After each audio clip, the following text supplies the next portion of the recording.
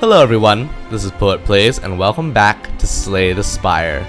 In the last episode, we continued to build up our deck, which is quite good if you ask me. We have a good balance between dealing damage and blocking.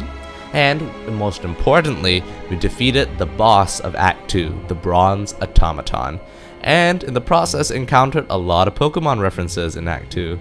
So, will we be able to face the dangers of Act 3? Let's find out. Let's continue where we left off. And I think it will save right after our combat, so we'll pick up the gold and the strength potion. And we're gonna skip all of those cards, right? Yeah, because we didn't pick any of those last episode, because our deck is getting enormous.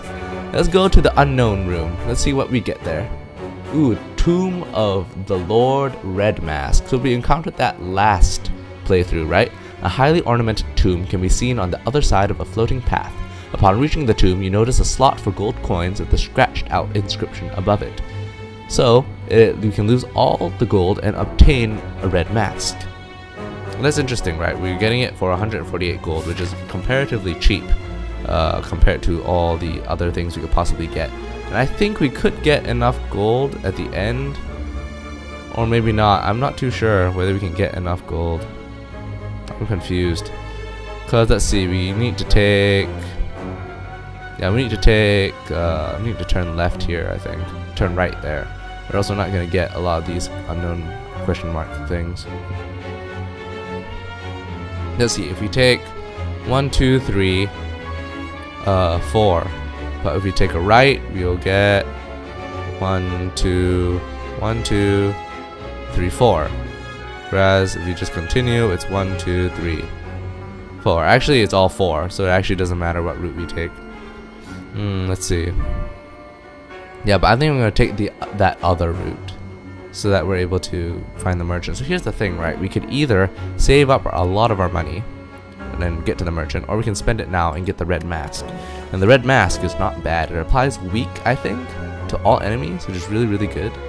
So let's get the mask. It's cheap. We know what we're getting. An opening appears in the tomb and out slides a small red mask with a note attached. Take from others as I have taken from you. At the start of each combat, apply 1 week to all enemies. And the description says, this very stylish looking mask belonged to the leader of the Red Mask Bandits. Technically, that makes you the leader now? That's interesting. Yeah, apply 1 week to all enemies, so that's good. That means we have to absorb less damage from them. So let's go to this unknown room. What do we encounter here? Sensory Stone, another Sensory Stone. Navigating through the beyond, you discover a glowing tesseract spinning and shifting gently in the air. We interact with it. You touch it. A sharp pain flows through you, followed by vivid flashes of a distant memory. Whose memories are these? So we can recall and add multiple cards to our deck, but I don't really want to. I don't want to lose HP either. So let's just go with this first option. Let's see what cards do we get that we can get. You get Enlightenment, reduce the cost of all cards in your hand to 1 this turn. Not going to help us because none of our cards are cost more than 1 energy. The Hand of Greed, deal 20 damage. If this kills a non-minion enemy, gain 20 gold.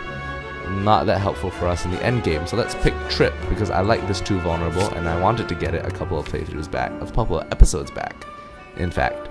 So I think that would be worth it. I think looking at our deck, we have 1, 2, 3, 4, 5, 6 power cards, 2 cards, 8 cards that are exhausted. So now we have 19 cards, and I think that's okay. Okay. Confusion. Objective, balance must be enforced. I wonder, because we've read this before in a previous episode as the Ironclad, I wonder whether this is, who is talking here? Is this us? Are we talking here? Or is the Sensory Stone talking here? Who knows? It's a bit ambiguous. Okay, let's go. Let's fight this enemy here. And it's the classic trio. The Exploder, the Spiker, and the Repulsor. And they're all weakened, so that's good. Let's just go right off the bat. Let's, maybe not. Let's go Tools of the Trade, because we can. Let's not backstab first. Let's actually use Die. There's a good opportunity to do so. We take 3 damage because of the thorns. Maybe I should have thought of that. That's cool. Let's just kill him right off the bat. Let's go Footwork. And then we can go can go blur, because why not? I mean, we could blow blade dance. We go blade dance. You can deal 14 damage in total, but it won't kill anybody. So I think it's fine. Let's go blur. Because next turn our block will not be removed, and he's gonna do 5 damage, so we're gonna be left with 2 block, which is like a little insubstantial, but who knows? Maybe that would save us. I'm gonna want to save this essence of steel for later on, and for the strength potion. Let's hope we do not draw. Yeah, let's discard the ethereal. See, so that's good. That's good. We draw an additional card. We drew 6 cards. So let's see. We can. I feel that we should. Caltrops is nice in the long term. I feel that we should actually strike though. We deal 9 plus 11. So actually, we kill the repulsor. We actually kill the repulsor, which is good. Or we could 11 plus 9, right? That's 20 damage. We could apply those defense and then attack the spiker. I think we should do that before he gets more dangerous, because the repulsor is gonna give us more dazed, but we can get rid of that because we have tools of the trade. So let's defend first. Let's defend once. Let's slice. So we'll take 3 damage. We will strike again and take a block that damage again, and then we'll play Caltrops. That's cool. This is fine. So now we only deal 15 damage and we'll only take 5 damage in return. So that's not too bad of a deal if you ask me. Choose a card to discard. See, now here's the problem, right, with this. You could always get rid of the bad cards, but if you get a hand like this, you gotta kind of deal with this. I think we can get rid of well-laid plans because we don't really need it. It's fine.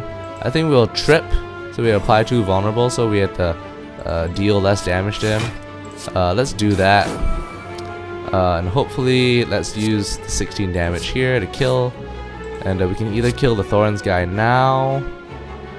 I think later on he's gonna buff, right? And I think we can gain enough block so that we don't have to absorb so much damage from him. Yeah, so let's get rid of this dazed card. So that's perfect. Let's just survivor, and let's just get rid of this this card right here. And let's just strike. So that's good. That was a good encounter. 14 gold for getting a regen potion, which is important. And we get poison stab, which is nice. We can get expertise. Draw cards until you have 7 in your hand, but I don't really need to do that. You've seen distraction before, but that doesn't really help us. So we could go poison stab because it applies 4 poison and deals 8 damage. But our deck is getting very, very big, and I'm just gonna refrain from doing so. So let's go to this unknown room. Another treasure chest. This is fantastic. The bag of preparation. We could have bought this from the store, and I'm glad we didn't at the start because we have it now. At the start of each combat, draw 2 additional cards. So we're drawing a ton of cards at the beginning of the game, which is really beginning of the combat, which is really nice. We get more gold, which is nice. So let's go to this rest site. I feel it's a bit, and we heal out the full HP because of the Eternal Feather. I don't think we ever read the description of the Eternal Feather. This feather appears to be completely indestructible. What bird does this possibly come from? It comes from Woke Bloke. I'm telling you that. And let's read the one for the bag preparation. Oversized adventurer's pack. Has many pockets and straps. Yes, it is definitely an adventurer's pack. So let's see. So we don't want to rest because we're already at full HP. I forgot about the Eternal Feather, so that's a good thing. We have Smith, and we can Toke. If we Smith, what are we upgrading? We can upgrade Die, which is important because we're facing 2 bosses this time around. 2 vulnerable to all enemies. That is also nice. We can upgrade Blur, which is it's not that fantastic though. I think we could upgrade. Yeah, I think we could upgrade Trip, because that's good. Or we could remove a card, which is an interesting proposition, right? Because we already removed a card, one of the defend cards that we had, in order to replace it with Blur, theoretically speaking. And we could technically get rid of a strike card in favor of, say, one of the upgraded slice cards that we have. But at the same time, because of our strength, all these strikes are good. And we need enough strikes to deal enough damage and to use our energy effectively. So I think I'm fine with this. And I think we're going to, don't need to remove. So we get Smith, I think, and I think that's what we're going to do. So let's Smith. And in the meantime, yeah, let's just pick what we're gonna smith. I think we're gonna smith our trip. So let's do that. So we smith it. We apply 2 vulnerable to all enemies, which is important because we're facing 2 bosses. And here we go. And before we move on, let's talk about our question of the day, which is, in terms of design aesthetic, which is your favorite act in Slay the Spire? You put your answer down in the comment section below. So what I mean is just like how the different parts of the spire look like in the different acts. I think Act 3 is my favorite. Like, it just presses all the design aesthetic buttons for me. Like, it looks like the inside of something that's living, which is fantastic. I love it. And look at that. Speaking of something that's living, the spire growth. That is disgusting. It tends to inflict a powerful negative effect on us. So let's deal as much damage as we can to this guy. Because of our bag of preparation and the Ring of Snake, we just drew a ton of cards, which is fantastic because we have all these low cost and 0 energy cards, which means that we can just play all day. We can play a ton of damaging cards to him all day, and we can just backstab him as well. And now, because of that, we actually set up that pen nib. So that's a good thing.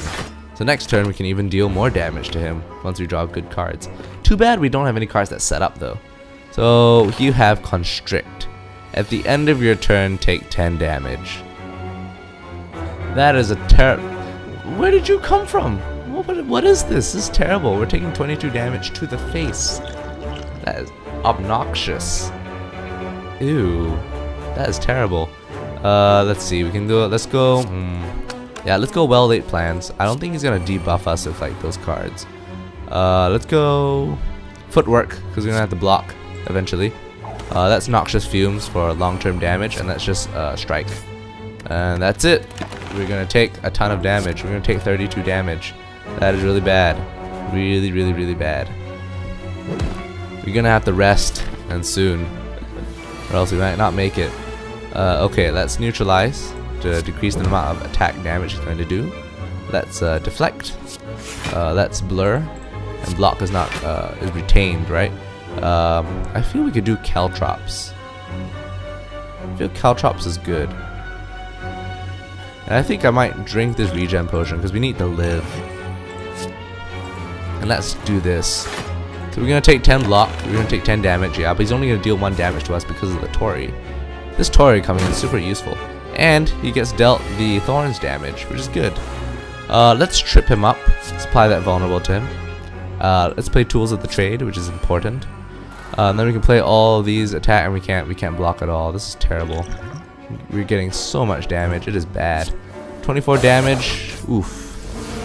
More damage, more damage. I think we can kill him next turn, but I'm not enthused about the amount of damage we're being dealt here. It's terrible. We are unfortunate to have encountered him, but we got Meat on the Bone, which will hopefully heal us up a little. Choose a card to discard. Probably this and Venom, because we're at the end of the turn and it's not going to do us very much. And then we're just going to do attack.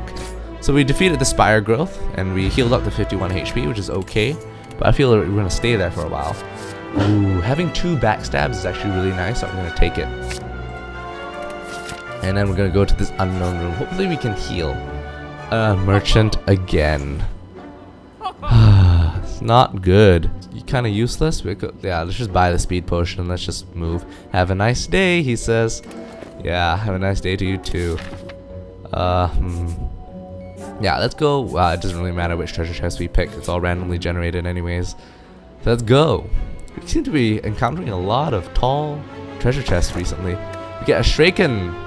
Hey, I remember this. I remember the kunai. That's what I remember. Every time you play 3 attacks in a single turn, gain 1 strength.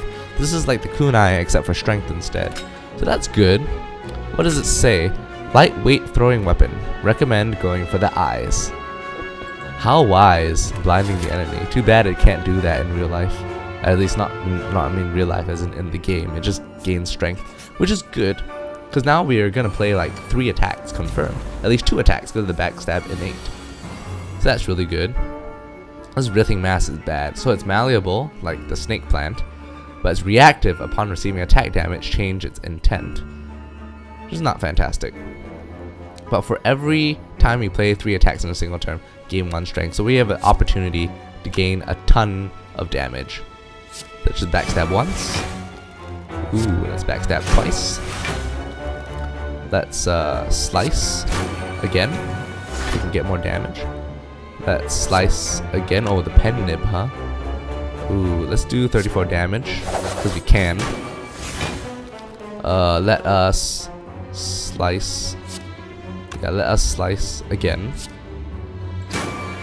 Let us slice again. Get more strength. Dealing 25 damage. Oh no. Oh no. Well, this dexterity isn't really gonna. Actually, it will help us. Yeah, so let's go with this. The 2 shivs will do 14 damage. Let's go with this footwork. Let's go blade dance. Let's just deal this and then deal damage now. Okay, so that's good. So maybe the tactic here is to just deal damage to it until like it just, you know, switches its intent. Okay, let's trip it up, which is good. Let's go tools of the trade. This is not really good though, because we're going to get a ton of. We're about to absorb a ton of damage, and it's going to kill us at this rate. Let's go speed potion. Strength potion would be nice, but not really. Gain 12 block. Gain another 12 block. That's 24 block. We're going to sustain 10 damage. Which is not fantastic, but okay. The point is that we need to survive. We need to survive until we get to the end. So I'm thinking, okay, maybe we drink the strength potion. Yeah, let's just drink the strength potion because we need to live. We need to live. And now he's doing, yes, so that's good. We got lucky there with it changing its intent. So now we don't take any damage. So that's cool. This thing about intent is actually very interesting. Let's discard the caltrops. We don't really need it. Survivor might be a good thing, but let's envenom first. Let's slice. See what happens. Changes his intent, right? 15 damage. Ooh. Let's strike again. See whether that changes, whether it gets better for us. Okay. It does get a little better for us. So that's cool. I think we will only take 1 damage now, according to my calculations with the Tori. So this is okay. This is fine. Oh no, that's not how it worked. Okay. This is not good. Let's keep. Discard 1 deflect. Oh, maybe not. We might need it actually. Let's get rid of the strike. That's fine. Let's neutralize. Reduce the amount of damage it'll deal. Let's just deflect. Yeah. And defend and defend and defend. Because we can. So now we're gonna absorb all that damage. But we are not poisoning it very well. Have we gotten the... Yeah, we're gonna get Noxious Flame soon. Okay. That's nice. Choose a card to discard, huh? Let's get rid of...